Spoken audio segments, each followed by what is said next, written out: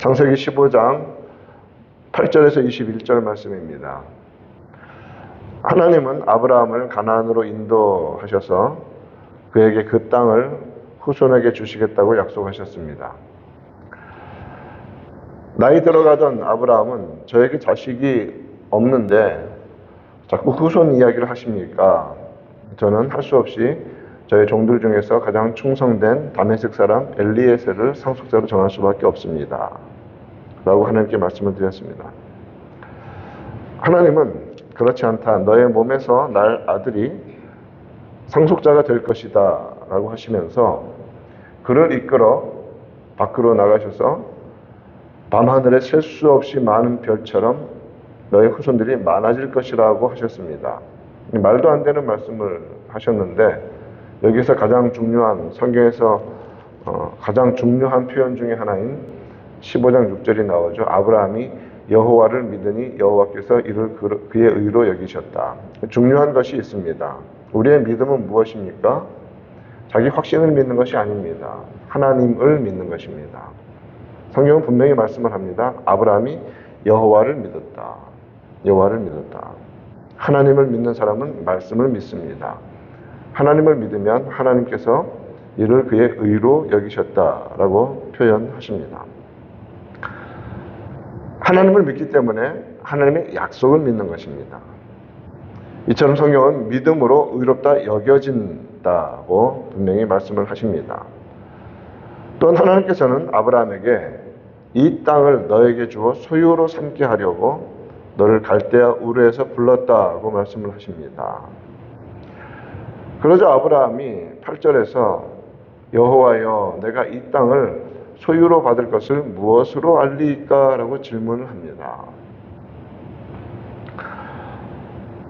아브라함은 자식을 주시고 후손을 많게 하시리라는 약속은 믿음으로 받았습니다. 이제 그 땅을 소유하게 되리라는 약속을 가나안 땅에 데리고 오셨을 때부터 주셨는데 그 약속은 무엇을 통하여서 확실히 알 수 있겠습니까? 라고 질문하는 것이죠. 그래서 이제 하나님께서 언약, covenant, 그것을 아브라함과 하나님 사이에 맺으시는 작업을 하십니다. 약속하신 바를 공식적인 언약식을 통하여서 아브라함에게 확신을 주려고 하십니다. 여호와 하나님과 아브라함 사이에 언약 체결이 이루어집니다. 9절 말씀 보면 3년 된 암소와 3년 된 암염소와 3년 된 순양과 산비둘기, 집비둘기 새끼를 가져오라고 하십니다. 그리고서 그 제물을 언약식, 이때 고대 근동에 있었던 언약식은 어떤 식으로 이루어지냐면 짐승을 가지고 와서 반을 쪼갭니다. 그리고 양쪽에 놓습니다. 암소, 암염소, 그리고 순양, 이것을 쪼개서 양쪽에 버려놓는 것이죠. 산비둘기와 집비둘기는 쪼개지 않고 두었습니다. 준비를 다 했습니다.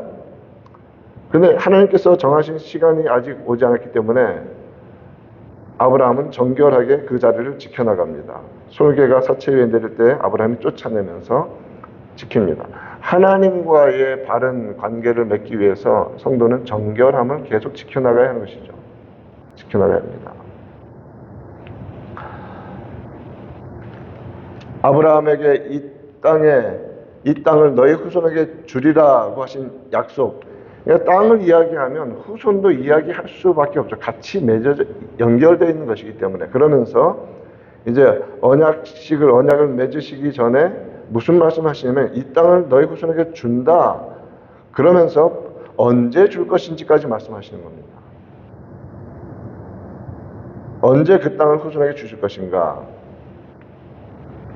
13절에서 너는 반드시 알라. 내 자손이 이방에서 객이 되어 그들을 섬기겠고 그들은 400년 동안 내 자손을 괴롭히겠다라고 말씀하십니다. 예언이죠. 하나님께서 앞날을 미리 말씀해 주시는 것입니다. 너에게 지금 이 땅을 주지 않겠다. 처음부터 말씀하셨습니다. 너의 후손에게 주겠다. 아브라함은 나그네로 살아가야 합니다. 이방에서 객이되어 400년 동안 그들을 섬기겠다. 그러면서 14절 그들이 섬기는 나라를 내가 징벌하겠다.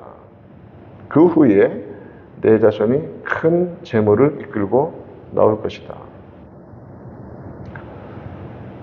이러한 일들이 있을 것을 말씀해 주셨습니다. 이제 우리는 창세기 15장을 읽지만 이미 다 우리들에게 완성된 말씀을 주셨기 때문에 아브라함도 알고 이삭도 알고 야곱도 알고 다 압니다. 하나님의 이 말씀 속에 야곱의 가족과 요셉의 팔려감, 요셉의 종살이, 꿈 해몽과 총리가 되는 이 모든 일들, 그 땅에 풍년이 들고 흉년이 되는 일들, 야곱의 가족들이 이주하며 이스라엘이 애굽에서 노예 생활을 통해서 그 시간 동안 한 민족으로 성장하는 일들이 이 짧은 말씀 속에 다 들어있는 것이죠. 그리고 모세를 통하여서 출애굽을 할 것이며 많은 재물을 애굽 사람들에게서 받아서 나오게 될 것을 미리 말씀해 주신 것입니다. 이것이 하나님께서 앞날을 맞추신 것입니까? 아니면 하나님이 뜻하신 것입니까? 우리는 성경을 읽을 때 자꾸 앞날을 맞춘다는 개념으로만 자꾸 접근하는데 그렇지 않습니다. 이것은 정확하게 하나님의 뜻입니다. 그래서 하나님은 그냥 말씀해 주시는 것입니다. 선지자들은 앞날을 맞추는 사람들이 아니라 하나님이 정하신 뜻을 선포하는 자들입니다. 그래서 앞날의 일들이 미리 선포된 것입니다. 기억합시다. 하나님의 뜻은 정해져 있습니다. 하나님은 그 뜻대로 이루어 가십니다. 하나님이 세상 역사를 주관하십니다.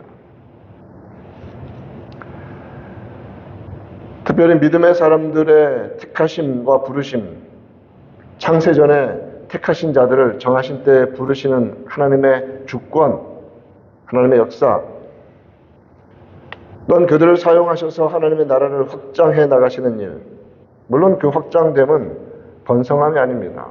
순교와 고난과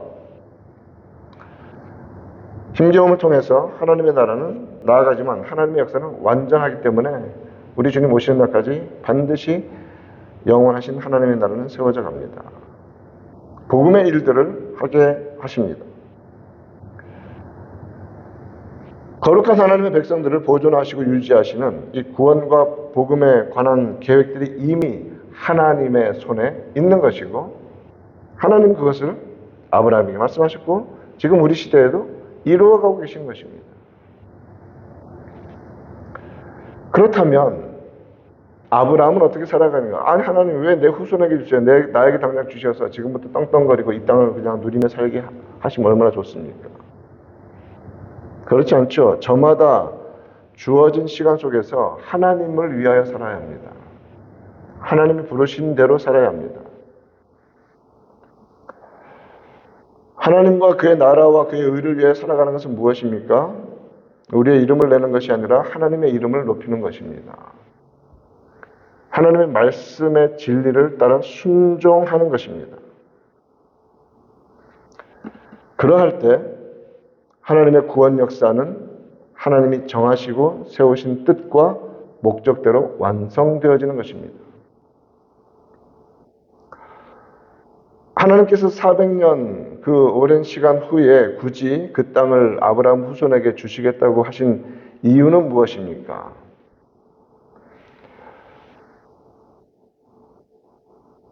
그 이유를 성경은 분명히 말씀해 주십니다. 16절에 내 자손은 4대 만에 이 땅으로 돌아오리니 이는 이제 because가 나오죠. 아모리 족속의 죄악이 아직 가득 차지 아니함이니라. 가나안 땅을 징벌하시는 일을 언제 하시냐면 그들의 죄가 하나님 앞에 가득 찼을 때 하나님께서 출애굽을 통하여서 이스라엘 백성들을 이끌어 오시고 여호수아를 통해서 가나안 정복 전쟁을 통해서 이들을 다 없애버리시는 것입니다. 가나안 족속들은 그때까지 그냥 우상 숭배하고 동성에 빠져 있고 죄악 가운데 머물러 살고 지 마음대로 살면서 아 이렇게 사는 것이 잘 사는 길이구나 편안하게 살 것입니다. 그러나 그것은 하나님의 공의의 때를 기다리는 순간일 뿐입니다. 하나님은 반드시 죄를 없애십니다. 그때가 언제냐면 400년 후라는 것입니다. 왜요? 그 죄가 너무 가득 차가지고 하나님이 더 이상 눈뜨고 볼 수 없을 때가 되면 여호수아, 예수 그리스도의 승리의 전쟁의 그 예표가 되는 여호수아를 이끌고 가셔서 이스라엘 백성을 통해서 그 땅을 진멸시키시는 것입니다. 하나님은 살아계십니다. 하나님은 그때를 기다리고 계시는 것입니다. 아브라함에게 그것을 가르쳐 주십니다. 그래서 지금 너에게 주지 않고 너의 후손에게 주는 거다. 다 모든 것이 다 하나님의 뜻 안에서 밸런스가 맞아져 갑니다. 하나님의 공의로우심 안에서. 그리고 그러한 약속을 주시고 17절 보면 해가 져서 어두울 때에 연기 나는 화로가 보이며 타는 횃불이 쪼갠 고기 사이로 지나더라. 여기에 아브라함이 함께 그 횃불과 화로와 같이 갔다는 기록은 없죠. 고대 근동에서 언약을 맺을 때 아까 말한 것처럼 제물을 양쪽에 언약의 제물을 갈라놓습니다. 그리고 언약 당사자들이 그 중간을 함께 걸어갑니다. 그러면서 무슨 맹세를 하냐면 피의 맹세를 합니다. 이 언약을 지키지 않으면 저 쪼개진 고기처럼 죽을 것이다. 이 약속을 하는 겁니다. 이것이 고대 근동에서 있었던 언약식의 표본적인 그런 모습입니다. 그래서 큰 나라의 왕과 작은 나라의 왕이 함께 언약을 맺을 때에는 큰 나라의 왕은 다짐을 하죠. 어떤 일이 있어도 너를 내가 보호해 주마. 작은 나라의 왕은 어떤 일이 있어도 배반치 않겠습니다. 그런 약속입니다. 그래서 언제나 성경에서 언약을 맺을 때 특별히 십계명을 주시는 그 전에도 피의 제사를 드린 다음에 하는 이유가 무엇입니까? 피의 맹세입니다. 생명을 걸고 맹세하는 것입니다. 그런데 이 아브라함과 언약을 맺으실 때 왜 하나님은 홀로 지나가시는 모습처럼 그렇게 쪼갠 고기 사이로 연기나는 화로가 보이며 횃불이 지나가는 것을 보여주셨을까요? 사람은 실패합니다. 그러나 하나님은 완성하십니다.